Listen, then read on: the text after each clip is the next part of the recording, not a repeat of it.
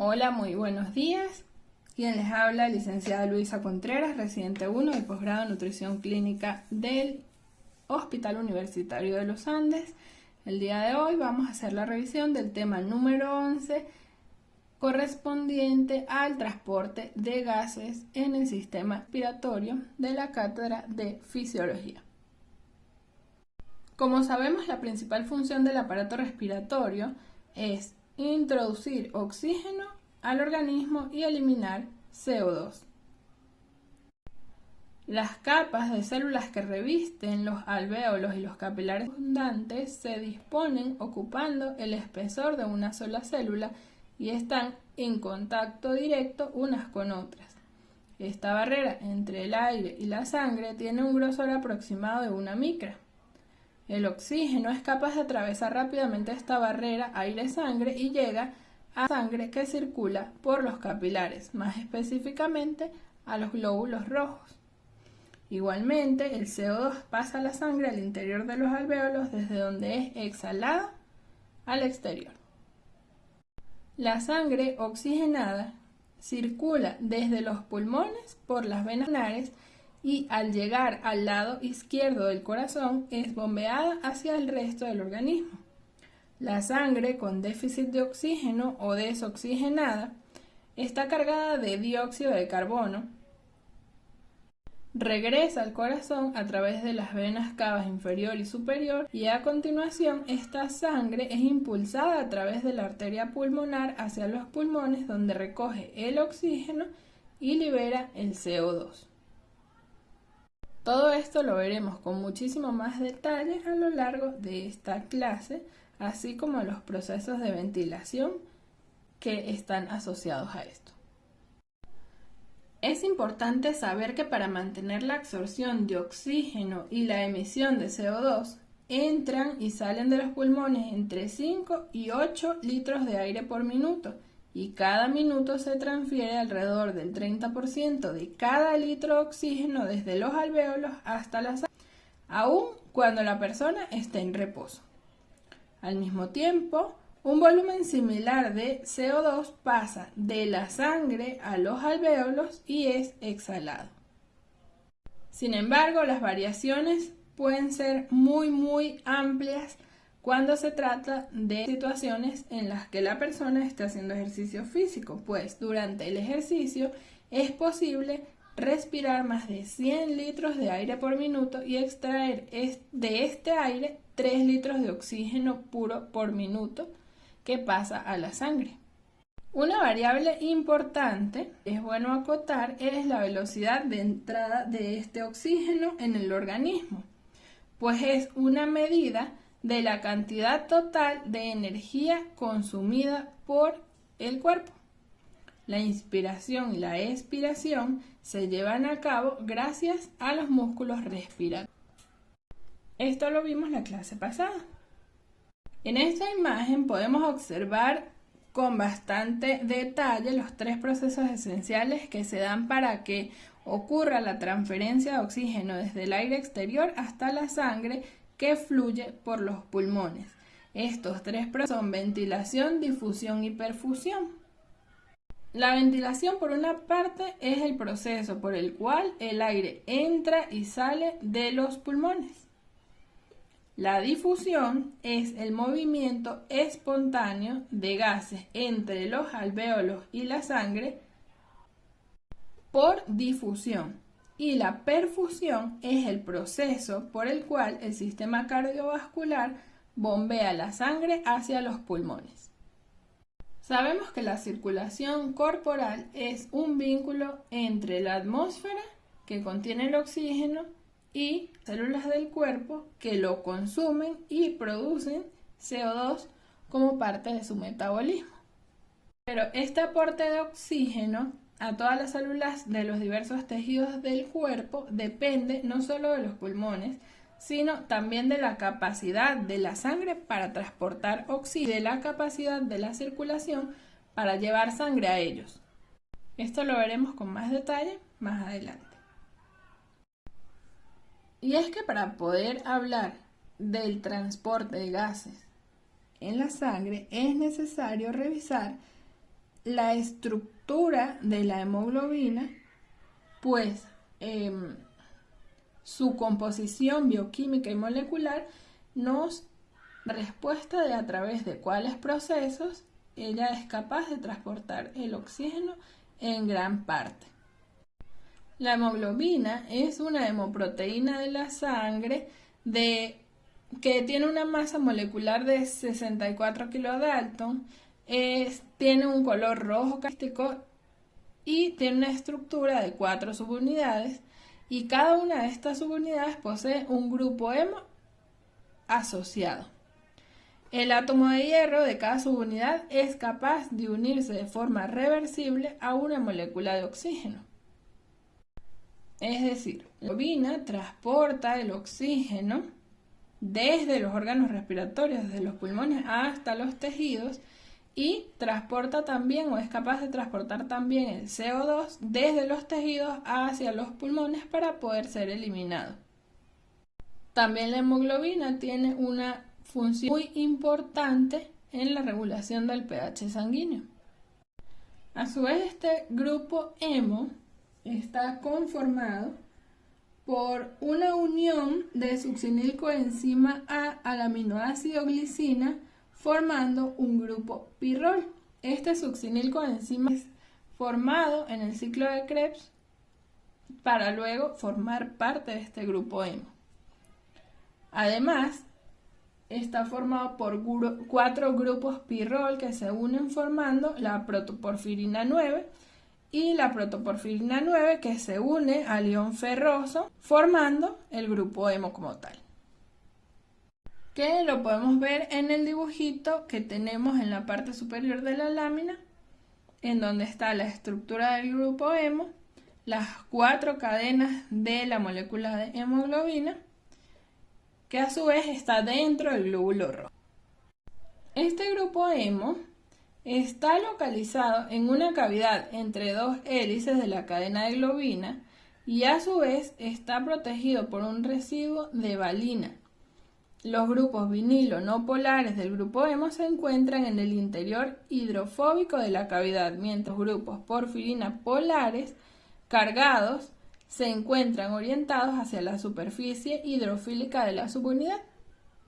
También, como podemos observar allí, se encuentran residuos de histidina de las cadenas polipeptídicas que se enlazan al átomo de hierro y se ven como histidinas proximales, ya que están presentes cerca del grupo hemo, mientras que la histidina distal se encuentra lejos del grupo hemo. El átomo de hierro se encuentra entonces en el centro del anillo de porfirina y tiene 6 valencias, de cuales 4 están unidas a los anillos pirrólicos, una quinta valencia se une al nitrógeno de la histidina proximal y la sexta está ocupada por la histidina distal o, en todo caso, por el oxígeno. A partir de esto, entonces, es posible estudiar las propiedades del enlace de la hemoglobina a partir de la curva del enlace del oxígeno, la cual presenta la saturación fraccional respecto a la concentración del mismo. Esta saturación fraccional de oxígeno, entonces, la podemos definir como el número de sitios de enlaces con oxígeno con respecto al número total de sitios de enlaces posibles en una molécula de hemoglobina. Esta saturación de oxígeno por parte de la hemoglobina se puede evidenciar mejor en la curva de disociación de la hemoglobina, en donde el valor Y puede ir desde 0, que nos indicaría que todos los sitios de enlace para oxígeno están libres, y hasta 1, que nos indicaría que todos los sitios de enlace para el oxígeno están ocupados. Por lo cual, la concentración de oxígeno se mide a través de conocer la presión para oxígeno. Ahora bien, como podemos observar en esta lámina, la curva de enlace de la hemoglobina es sigmoidea, es decir, tiene forma de S, lo que sugiere que el enlace de oxígeno a un sitio de enlace aumenta la probabilidad de que el enlace de otro oxígeno se produzca en un enlace vacío. Asimismo, la liberación de oxígeno de un sitio de enlace facilita la liberación de oxígeno de otro sitio de enlace. A este comportamiento le podemos llamar comportamiento cooperativo, porque las reacciones de enlace en sitios de enlace individuales de cada molécula de hemoglobina están relacionadas e influyen directamente en las reacciones de enlace entre los otros sitios de enlace de cada molécula. Este comportamiento cooperativo de la hemoglobina es indispensable para un transporte eficiente de oxígeno dentro del cuerpo. En los pulmones, la hemoglobina se satura en un 98% por oxígeno. Esto quiere decir que el 98% de los sitios de enlace de cada molécula de hemoglobina están dados a una molécula de oxígeno. Al moverse la hemoglobina a través de la sangre, o mejor dicho, los glóbulos rojos a través de la sangre, entonces la hemoglobina libera este oxígeno en las células y su nivel de saturación se reduce hasta un 32%, lo que quiere decir que un 66% de los sitios de enlace de la hemoglobina contribuyen al transporte y descarga de oxígeno. Asimismo, en esta curva podemos ver que la presión a la cual la hemoglobina se encuentra saturada en 50% lo representamos allí como la presión parcial 50, en donde la hemoglobina muestra la afinidad de los distintos enlaces respecto al oxígeno. Esta hemoglobina en un adulto normal puede entonces saturarse al 50% o alcanzar una presión parcial 50 en 26 milímetros de mercurio de presión parcial de oxígeno. Mientras que, por ejemplo, en la hemoglobina fetal podemos evidenciar que la presión parcial al 50% se alcanza con una presión de 20 milímetros de mercurio de oxígeno. Esta diferencia en la afinidad relativa de oxígeno permite que la hemoglobina fetal extraiga el oxígeno de la hemoglobina adulta de la sangre placentaria de la madre para que el feto la pueda utilizar.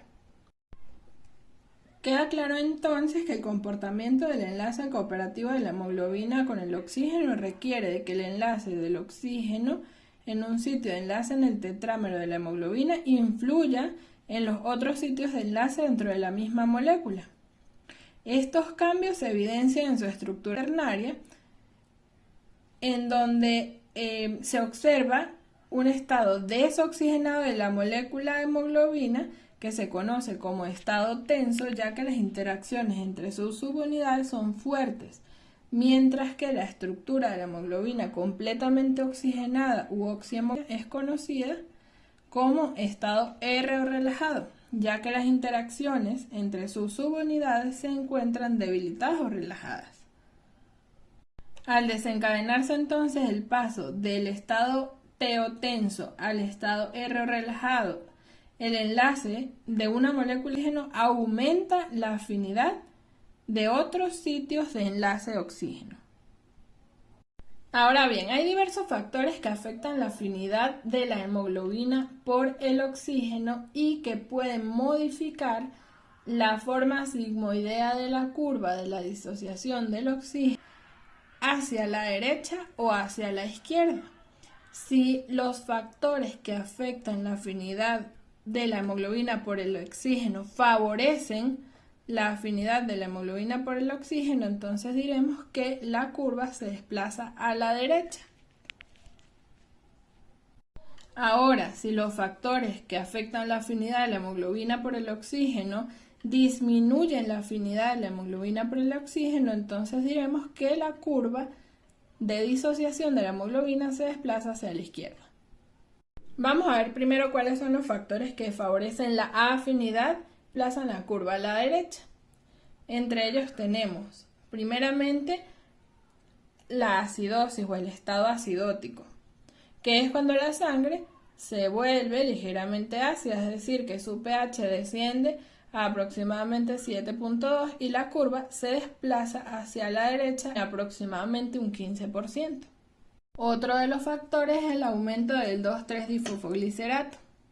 Como todos sabemos, el difosfoglicerato es un polianión producido en la cadena metabólica de la glucólisis y es escaso en la mayoría de las células al inhibir su exceso por la enzima que lo genera.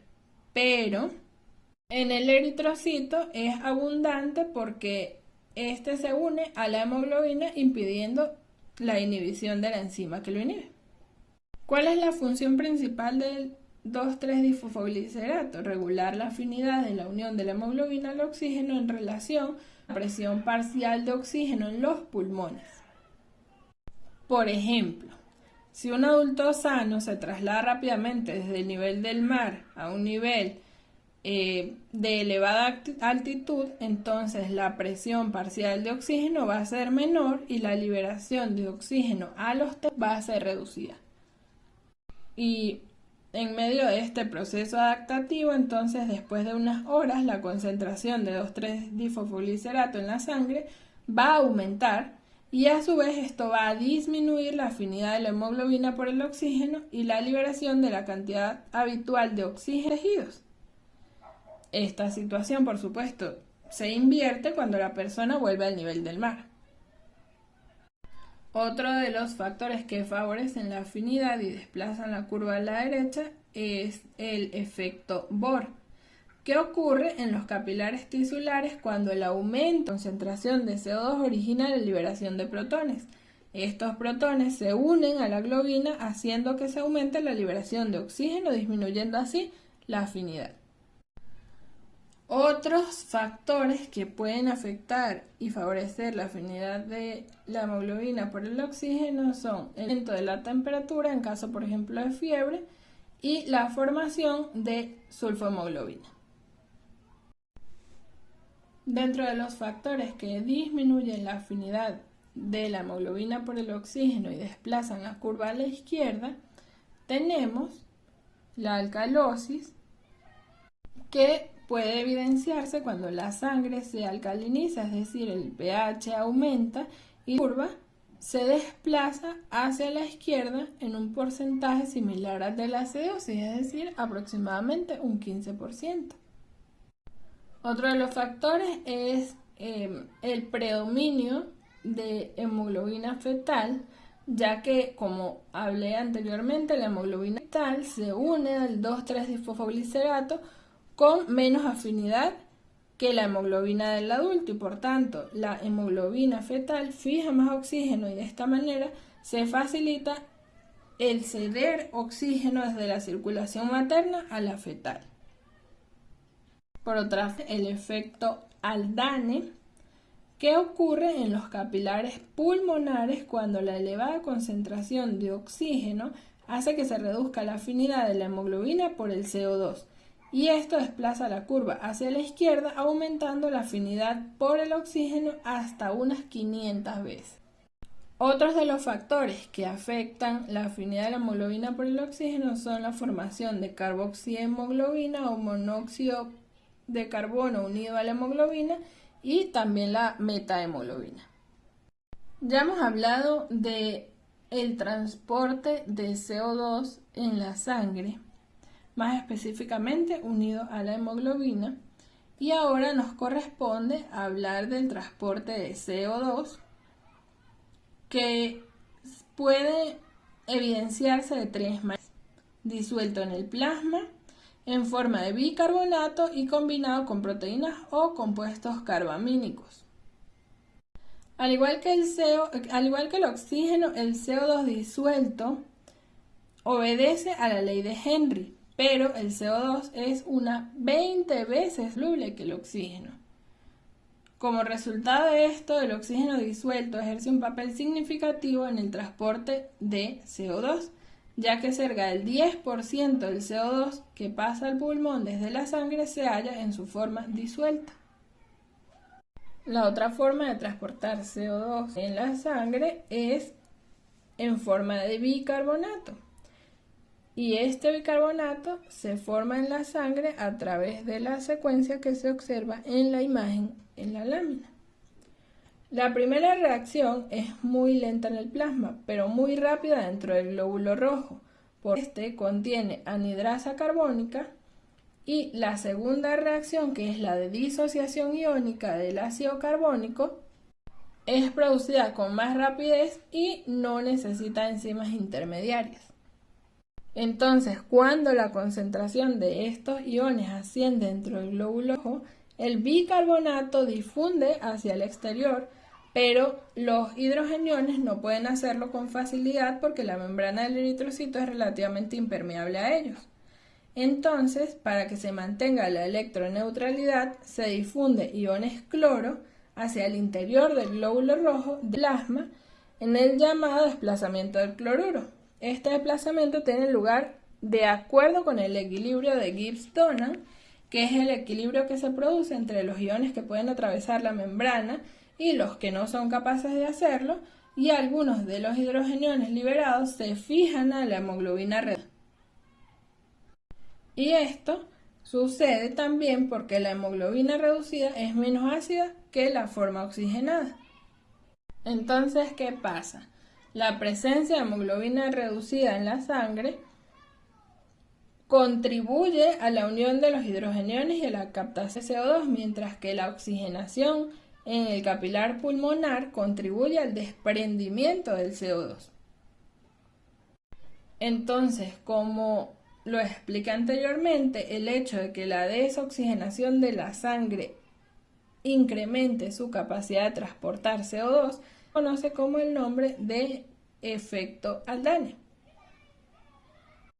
Estos acontecimientos bioquímicos asociados con la captación de CO2 por la sangre hacen que aumente el contenido osmolar en el glóbulo rojo y por consiguiente entre líquido a la célula y aumente por supuesto su volumen.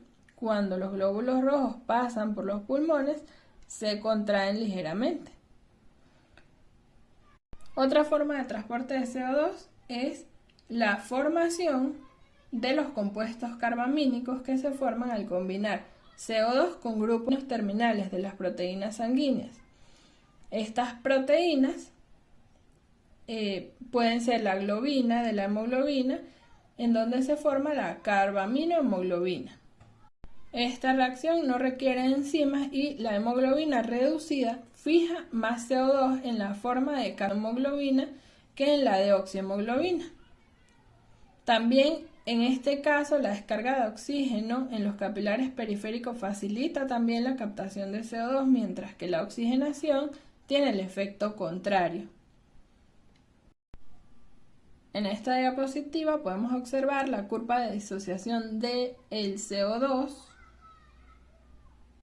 y es evidente que es muchísimo más lineal que la curva de disociación del oxígeno, y también que cuanto menor es la saturación de la hemoglobina por oxígeno, mayor será la concentración de CO2 para una PCO2 dada.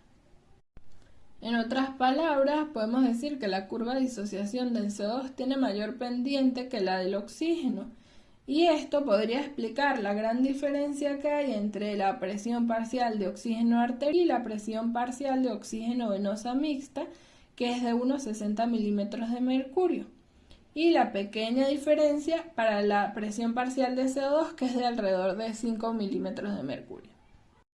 Ahora bien, para resumir, tenemos esta imagen muy explicativa en la que primero que nada podemos ver en la parte izquierda,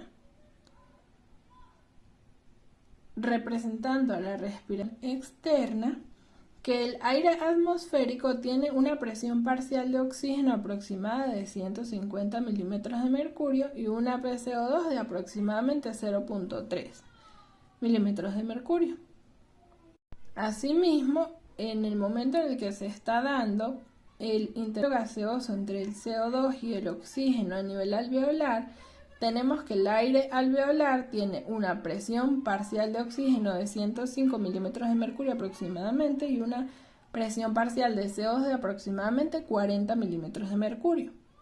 Una vez que el oxígeno pasa a la sangre y se une a la hemoglobina, entonces estamos en presencia de sangre oxigenada en la aurícula izquierda y luego en el ventrículo izquierdo. La presión parcial de oxígeno de la sangre oxigenada es de 100 milímetros de mercurio, mientras que la presión parcial de CO2 es de 40 milímetros de mercurio. Esta sangre se mueve hacia las células, hacia los capilares tisulares, en donde se da el intercambio sistémico de gases. Las células de los tejidos captan el oxígeno y las células de los tejidos liberan el CO2. Entonces, la presión parcial de oxígeno disminuye a 40 milímetros de mercurio y la presión parcial de CO2 se hace ligeramente aumentada a 45 milímetros de mercurio. Es decir, hay una diferencia arteriovenosa de 5 milímetros de mercurio. Esta es la que conocemos como sangre desoxigenada, que llega a la aurícula derecha por las venas cava superior e inferior y va hacia los pulmones, llega a los capilares pulmonares, donde inicia nuevamente el ciclo de intercambio pulmonar de CO2 y oxígeno. Ahora bien, en el lado derecho de la pantalla podemos observar que, como se dijo durante la clase, el transporte de CO2 se realiza entre un 5 y un 10% disuelto en el plasma, en un promedio 7%, el 23% en forma de carboxiemoglobina y un 70% como bicarbonato. Asimismo, el transporte de oxígeno es de aproximadamente entre 1.5 y 5% disuelto en el plasma y un 98% aproximadamente como unido a la hemoglobina, como oxihemoglobina. Se realiza entonces el intercambio gaseoso a nivel pulmonar. Esta sangre oxigenada va por el torrente sanguíneo hacia los tejidos y entonces se invierte estos porcentajes al hacer el intercambio en la respiración interna, en el intercambio sistémico de gases. Este 7% de CO2 disuelto y 3% de carboxiemoglobina y el 70% en forma de bicarbonato libera el CO2 en los alvéolos, que va directamente como aire expirado a la atmósfera y se produce la captación de oxígeno nuevamente al inspirar. A propósito de la situación de salud que estamos viviendo a nivel mundial, se hizo una revisión de la guía COVID-19 para la atención del paciente crítico con infección por SARS-CoV-2, publicada por el Colegio Mexicano de Medicina Clínica en su segunda parte, en donde nos habla de la nutrición en el paciente grave con COVID-19 y en donde resaltan que la prevención, el diagnóstico y el tratamiento temprano de la malnutrición en el paciente enfermo críticamente por COVID-19 son medidas esenciales para modificar su evolución durante la estancia en cuidados intensivos, lo que probablemente pueda disminuir la incidencia de complicaciones como infecciones asociadas, disminución de la masa muscular, con el consiguiente deterioro funcional, discapacidad y mortalidad. Y tenemos que recordar que el sistema respiratorio, como vimos en el tema 10 en la clase anterior, tiene un buen componente muscular, tanto de los músculos inspiratorios como los músculos expiratorios y el diafragma, y entonces pues el estado nutricional del paciente puede afectar la masa muscular y de esta manera disminuir la fuerza de contracción que tienen estos músculos y retrasar la mejoría del paciente con COVID debido a la pérdida de distensibilidad del tórax. En esta guía hacen la recomendación de soporte nutricional en las primeras 24 a 48 horas del ingreso del paciente, priorizando por supuesto como siempre la vía oral si es posible y seguido de la vía enteral. Por último, la vía parenteral con un aporte energético guiado por las ecuaciones predictivas. o por calorimetría indirecta según sea el caso. Recomiendan un aporte calórico promedio de 25 a 30 kilocalorías por kilogramo de peso y un ajuste de 27 kilocalorías por kilogramo de peso en pacientes mayores de 65 años, que además tengan 2 o más comorbilidades asociadas al COVID.